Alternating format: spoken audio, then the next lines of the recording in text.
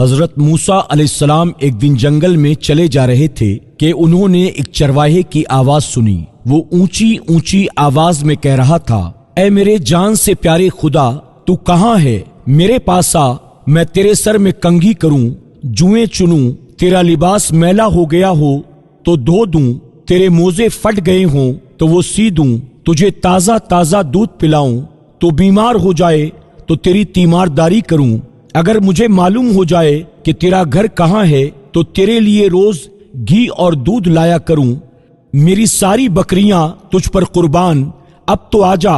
حضرت موسیٰ علیہ السلام اس کے قریب گئے اور کہنے لگے، ارے احمق، تو یہ باتیں کس سے کر رہا ہے؟ چرواہے نے جواب دیا، اس سے کر رہا ہوں جس نے تجھے اور مجھے پیدا کیا اور یہ زمین و آسمان بنائے۔ یہ سن کر حضرت موسیٰ علیہ السلام نے غضبناک ہو کر کہا، ارے بدبخت، تو اس بیہودہ بکواس سے کہیں کا نہ رہا، خبردار ایسی بے معنی اور فضول بکواس بند کر، تیرے اس کفر کی بدبو ساری دنیا میں پھیل گئی۔ ارے بے وقوف، یہ دودھ لسی ہم مخلوق کے لیے ہے، ہم ان چیزوں کے محتاج ہیں، حق تعالیٰ ان حاجتوں سے بے نیاز ہے، نہ وہ بیمار پڑتا ہے، نہ اسے تیمارداری کی ضرورت ہے، نہ اس کا کوئی رشتہ دار ہے، توبہ کر اور اس سے ڈر۔ حضرت موسیٰ علیہ السلام کے غیظ و غضب میں بھرے ہوئے یہ الفاظ سن کر چرواہے کے اوسان خطا ہو گئے اور وہ خوف سے تھر تھر کانپنے لگا، چہرہ زرد پڑ گیا اور بولا، اے خدا کے جلیل القدر نبی، آپ نے ایسی بات کہی کہ میرا منہ ہمیشہ کے لیے بند ہو گیا اور مارے ندامت کے میری جان ہلاکت میں پڑ گئی۔ یہ کہتے ہی چرواہے نے سرد آہ بھری، اپنا گریبان تار تار کیا اور دیوانوں کی طرح اپنے سر پر خاک اڑاتا ہوا وہاں سے چلا گیا۔ حضرت موسیٰ علیہ السلام حق تعالیٰ سے ہم کلام ہونے کے لیے کوہ طور پر گئے تو اللہ رب العزت نے فرمایا، اے موسیٰ، تو نے ہمارے بندے کو ہم سے جدا کیوں کیا؟ تو دنیا میں جدائی کے لیے آیا ہے یا ملاپ کے لیے؟ خبردار اس کام میں احتیاط رکھ۔ ہم نے اپنی مخلوق میں ہر شخص کی فطرت الگ بنائی ہے اور ہر فرد کو دوسروں سے جدا عقل بخشی ہے۔ جو بات ایک کے حق میں اچھی ہے وہ دوسرے کے لیے بری ہے، ایک کے حق میں تریاق کا اثر رکھتی ہے تو وہی دوسرے کے لیے زہر ہے، ایک کے حق میں نور اور دوسرے کے حق میں نار ہے۔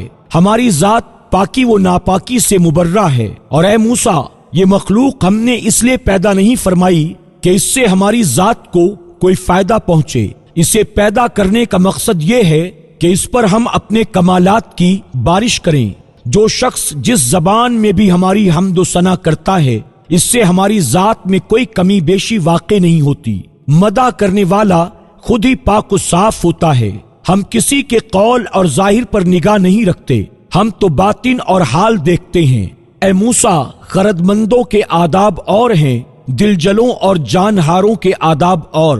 حضرت موسیٰ علیہ السلام نے خدا کا یہ خطاب سنا تو سخت پشیمان ہوئے اور بارگاہ الہی میں نہایت ندامت اور شرمساری سے معافی مانگی۔ پھر اس اضطراب اور بے چینی میں اس چرواہے کو ڈھونڈنے جنگل میں چلے گئے۔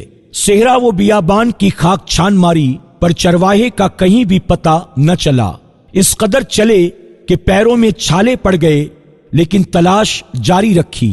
آخر آپ نے اسے پا لیا۔ چرواہے نے انہیں دیکھ کر کہا، اے موسیٰ علیہ السلام، اب مجھ سے کیا خطا ہوئی کہ آپ یہاں بھی آ پہنچے؟ حضرت موسیٰ علیہ السلام نے جواب دیا، اے چرواہے، میں تجھے مبارکباد دینے آیا ہوں۔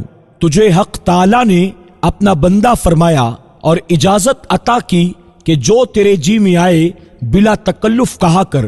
تجھے کسی ادب و آداب، قاعدے ضابطے کی ضرورت نہیں ہے۔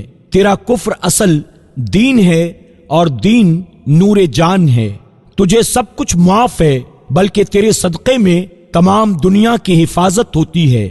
چرواہے نے آنکھوں میں آنسو بھر کر کہا، اے پیغمبر خدا، اب میں ان باتوں کے قابل ہی کہاں رہا ہوں کہ کچھ کہوں۔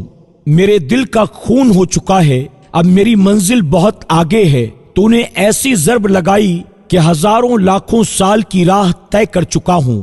میرا حال بیان کے قابل نہیں، اور یہ جو کچھ میں کہہ رہا ہوں اسے بھی میرا احوال مت جان۔ مولانا رومی رحمت اللہ تعالی علیہ اس حکایت سے ما حاصل یہ نکالتے ہیں کہ اے شخص جو تو حق تعالیٰ کی حمد و ثنا بیان کرتا ہے، کیا سمجھتا ہے تو ابتدا سے انتہا تک ناقص اور تیرا حال و قال بھی ناقص۔ یہ محض اس پروردگار رحم و کریم کا کرم ہے کہ وہ تیرے ناقص اور گندے تحفے کو قبول فرماتا ہے۔ اللہ ہم سب کا حامی و ناصر ہو، آمین یا رب العالمین۔ آپ سے گزارش ہے کہ فیس بک پر ہمارے پیج پیارا دین کو فالو کریں، لائک کریں اور شیئر بھی کریں۔ یوٹیوب پر ہمارے چینل پیارا دین کو سبسکرائب کریں۔